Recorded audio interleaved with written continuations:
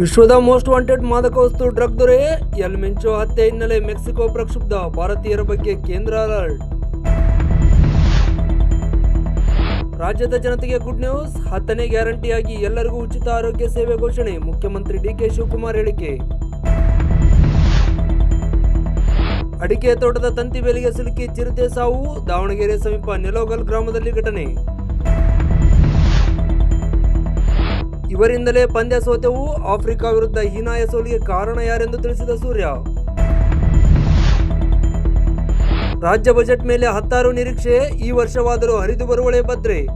ಕುಂಟುತ್ತಾ ಸಾಗುತ್ತಿರುವ ಭದ್ರಾ ಮೇಲ್ದಂಡೆ ಯೋಜನೆ ಕಾಮಗಾರಿಗೆ ರಾಜ್ಯ ಸರ್ಕಾರ ಈ ಬಾರಿಯಾದರೂ ಹಣ ಬಿಡುಗಡೆ ಮಾಡುವುದೇ?